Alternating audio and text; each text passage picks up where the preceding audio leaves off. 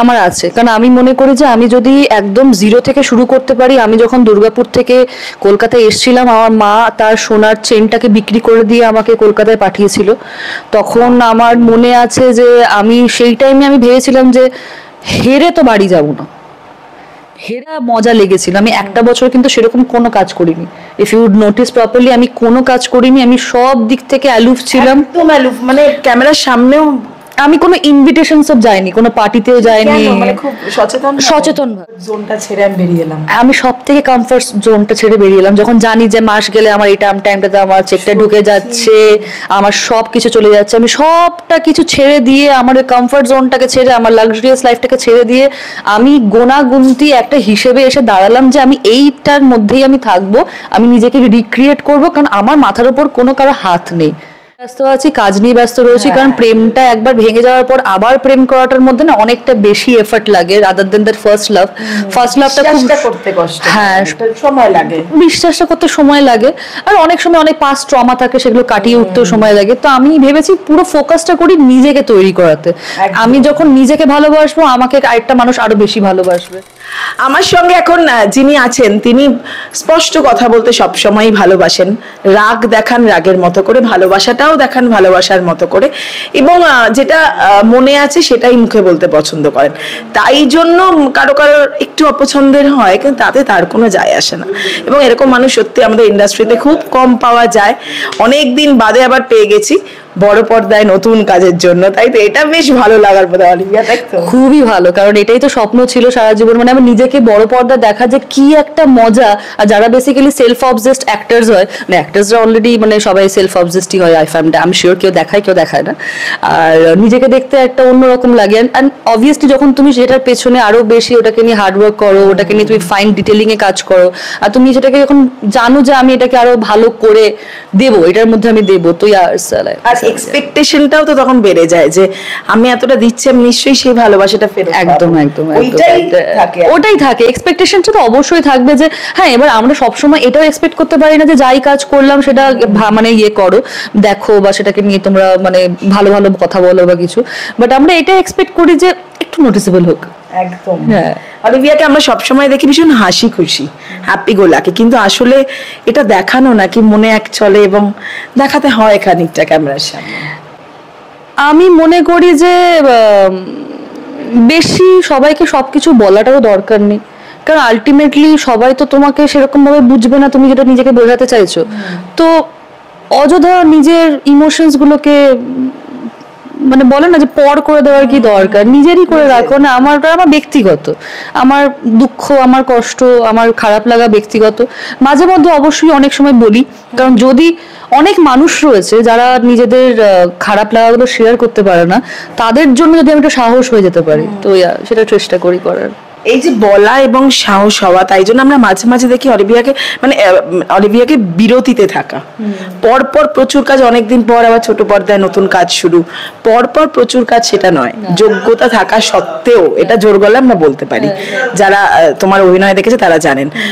সেটা কি এই কারণে খানিকটাই যে বলে দিচ্ছে আমি কেয়ার করি না, তো আমার কাউকে আমার মন জুগিয়ে রাখার দরকার নেই, আমার সেটা রয়েছে, কারণ আমি না ওই বারবার করে সবার কাছে গিয়ে আমায় কাজ দাও আমায় কাজ দাও, আমি এটা করতে পারি না। আর দ্বিতীয়ত বলা উচিত ইজ ডিফারেন্ট থিং না, মানে বললে ভালোই, খারাপ নয়, খারাপ না, বাট তার মানে আমার মনে হয় যে বারবার বলা। আর দ্বিতীয়ত হচ্ছে যে এইটার প্রেসারে তোমাকে এমন একটা চরিত্র দিয়ে দিল যেটা তুমি ডিজার্ভই করো না, তো আমার সেটাও না বলাটা আবার সমস্যা। তো আমার মনে হয় যে অ্যাজ অ্যান আর্টিস্ট আমি একটা সময় অবধি শুধু আমার বাণিজ্যিক ব্যাপারটা ভেবেছি। আমি বলবো না আমি 7 বছরে 18টা কি 19টা সিরিয়াল করেছি, সেই টাইমে আমাকে তখন ওই কম্পিটিশনে কেউ যেতে পারেনি, আমি এক টাইমে 3টে সিরিয়ালও করেছি। তারপর আমি মানে I had work for Montu pilot, যেটা আমি অ্যাজ অ্যান অ্যাক্টর নিজেকে প্রচণ্ড ভেঙেছি। আরও এরকম অনেক কটা চরিত্র করেছি, সেগুলোকে নিয়ে ভেঙেছি নিজেকে, সেগুলোকে নিয়ে কাজ করেছি। বাট আমার ওই যে চরিত্র তৈরি করব, নিজেকে না আগের কাজটা থেকে পরেরটাতে একটু অন্যরকম দেখাবো, এই চমকটার মধ্যে আমার একটা অদ্ভুত নেশা আছে। আমার অন্য কিছু নয়, আমাকে সবসময় দেখতে হবে সেটা না, বাট আমি যেটা যতদিন থাকবো একটা ইম্প্যাক্ট ফেলে থাকবো, সেটা আমার কাছে ব্যাপার। মানে আমি মরবো যখন, ভাই আমি একটা ইম্প্যাক্ট ফেলে মরবো, আমি র্যান্ডম মরে যেতে চাই না, যে র্যান্ডম আরেকটা মানুষের মতো চলে গেল, সেটা আমি চাই না। মানে ওই কোয়ালিটি ওভার কোয়ান্টিটি। হ্যাঁ হ্যাঁ, কোয়ালিটি ওভার কোয়ান্টিটি। কিন্তু তাতে বিরতি নিলে বা এই যে একটা কাজের মাঝে বিরতি, এটা ফোমো হয় না? মানে এটা ভীষণ, বিশেষ করে সত্যি ইন্ডাস্ট্রি যারা ক্যামেরার সামনে আছেন তাদের কিছু একটুতেই তো ভুলে যাই আমরা, কাছের মানুষদেরই ভুলে যাই। সেটা হয় না যে যদি আমাকে ভুলে যান দর্শক মানুষ, টলিউড? মজার ব্যাপার হয়েছে আমাকে ভুলেনি। হ্যাঁ, এটা একদম আমাকে কোনোদিনও কেউ ভোলেনি। আর দ্বিতীয়ত হচ্ছে যে আমার এটা মজা লেগেছিল। আমি একটা বছর কিন্তু সেরকম কোনো কাজ করিনি, ইফ ইউ নোটিস প্রপারলি, আমি কোনো কাজ করিনি, আমি সব দিক থেকে অ্যালুফ ছিলাম। একদম অ্যালুফ, মানে ক্যামেরার সামনেও আমি কোনো ইনভিটেশন সব যাইনি, কোনো পার্টিতেও যাইনি। মানে খুব সচেতন ভাবে, আমি খুব সচেতন ভাবে আমি এটাই ভেবেছিলাম এমন একটা সময় আবার আসবো যখন লোকে দেখবে যে ও মাই গড, এটা অলিভিয়া, সিরিয়াসলি এটা অলিভিয়া। তো আমি সেই জিনিসটা আশা করি রাপ্পার ট্রেলার দেখে অনেকেই বুঝেছে। এবার রাপ্পার ছবিটা যখন পুরোপুরি সবাই দেখেছে, প্রচুর মানুষ আমার কাছে এসছে এন্ড দে আর লাইক, মানে অলিভিয়াকে এরকম ভাবে কোনোদিনও দেখিনি, Olivia is looking very fresh, and এইটাই আমি চেয়েছিলাম। মানে যখন people who are working in the film একদম ডিটেলে কাজ করছে, ভেতরে এডিট টেবিল থেকে যখন সেই খবরগুলো আসে, যখন ওরা বলছে, তখন আমি বুঝতে পারছি যে হ্যাঁ, এরা যখন বলছে, কারণ I can feel that something has improved in me, যেটা আমি পরবর্তীকালে আরো কাজে লাগাতে পারবো। একদম, এই যে এক বছর আমি সবকিছু থেকে দূরে থাকলাম এবং আমি জানি আবার মানে আমি কামব্যাক করব আরো ভালোভাবে, এই আত্মবিশ্বাসটা অনেকের থাকে না, সেটা বোধহয় অলিভিয়ার নিজের প্রতি আছে। আমার আছে, কারণ আমি মনে করি যে আমি যদি একদম জিরো থেকে শুরু করতে পারি। আমি যখন দুর্গাপুর থেকে কলকাতায় এসেছিলাম, আমার মা তার সোনার চেনটাকে বিক্রি করে দিয়ে আমাকে কলকাতায় পাঠিয়েছিল। তখন আমার মনে আছে যে আমি সেই টাইমে আমি ভেবেছিলাম যে হেরে তো বাড়ি যাবো না, হেরে কোনোদিন যাব না। তো আমি যখনই বাড়ি যাই, আমি হাসি মুখে বাড়ি যাই, এইটা ভেবে বাড়ি যাই যে না, এ দেখো আমি কিছু একটা তোমাদেরকে দিলাম, you deserve this cause you have supported me from that time. তো আমার কাছে এটা খুব important. I don't give up করাটা খুব বোকামোর কাজ আর কি। I polish myself, I come back, then I rest, then I come back again. এই রেস্টটা ভীষণ দরকার, আর নিজেদের নিতে হয়, তাই না? তাহলে বোধহয় চাপটা হয় না। নয়তো কি বলতো, রেস্ট না নিও তুমি যদি মেকানিক্যাল ব্যাক টু ব্যাক কাজ করতে থাকো, ব্যাক টু ব্যাক 10টা কাজ করতে থাকো, হতে পারে তোমার কাছে প্রচুর পয়সা থাকবে, তুমি নানান রকম লাইফস্টাইল, লাক্সারিয়াস লাইফস্টাইল লিড করতে পারবে, বাট আলটিমেটলি তুমি কি নিজের জন্য কাজটা করছো? এক্স্যাক্টলি। আর হ্যাঁ, গ্রোথটা কোথায়? মানে আমি তো চাইলে 6টা বছর সিরিয়াল করতেই পারতাম, আবার আমি কেন হঠাৎ করে মনে হলো যে আমি এখানে কাজটা করব? কমফর্ট জোনটা ছেড়ে আমি বেরিয়ে এলাম। আমি সব থেকে কমফর্ট জোনটা ছেড়ে বেরিয়ে এলাম, যখন জানি যে মাস গেলে আমার এই টাইমটাতে আমার চেকটা ঢুকে যাচ্ছে, আমার সব কিছু চলে যাচ্ছে, আমি সবটা কিছু ছেড়ে দিয়ে, আমার ওই কমফর্ট জোনটাকে ছেড়ে, আমার লাক্সারিয়াস লাইফটাকে ছেড়ে দিয়ে আমি গোনাগুনতি একটা হিসেবে এসে দাঁড়ালাম যে আমি এইটার মধ্যেই আমি থাকবো, আমি নিজেকে রিক্রিয়েট করবো, কারণ আমার মাথার উপর কোনো কারো হাত নেই, আমাকে নিজে ক্রিয়েট করতে হবে, আমাকে নিজেকে প্রুফ করতে হবে যে দেখো আমি ভালো পারি করতে, I can do it, just give me a chance. আমি মনে হয় আগেও তোমাকে একটা ইন্টারভিউতে আমি বলেছিলাম যে আমাকে সুযোগ দিলে আমি কিন্তু ফাটিয়ে দেবো, আমাকে শুধু দাও। হ্যাঁ, আমাকে শুধু দাও, তোমরা আমাকে একটা জায়গায় বেঁধে ধরে রেখো না, আমাকে একটু ছাড়ো, তুমি দেখো আমি কি ক্রিয়েট করতে পারি। আমি অ্যান আর্টিস্ট ফ্রম বার্থ, আমার রক্ত, আমার মানে আমার হাত কাটলে আর্টিস্টেরই রক্ত বেরোবে, আমার বাড়িতে যেহেতু সবাই আর্টিস্ট রয়েছে, রকস্টার। হ্যাঁ, তো I can break myself in every way.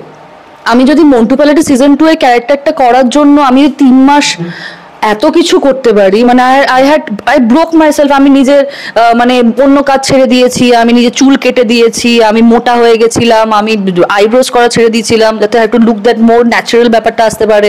Dolphin Ganguly করার জন্য আমি একটা বছর অন্য কোনো কাজ করিনি, কারণ আমাকে ডলফিন গাঙ্গুলিকে প্রচন্ডভাবে আইকনিক করতে হবে, আমাকে ডলফিন গাঙ্গুলিকে সিগনেচার করতে হবে, কারণ এটা বিশাল বড় দায়িত্ব।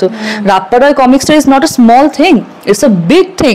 মানে এটা এই জায়গাটাতে দাঁড়িয়ে যখন আমাকে এটা প্রুফ করতে হচ্ছে, আমি কোনো রকম ভাবে এমন কম্প্রোমাইজ করবো না, লোকে বলবে যে ও আচ্ছা এত র্যান্ডম, কোনো রকমে করে দিল। বাট ইউ ক্যান সি, মানে even people who are watching the film, যারা আমাকে জানাচ্ছে, everyone is like Olivia you are standing out, মানে you are like we're there to watch you. You're looking different than মানে আমরা এতদিন দেখে দেখে যেটা used to হয়ে গেছিলাম।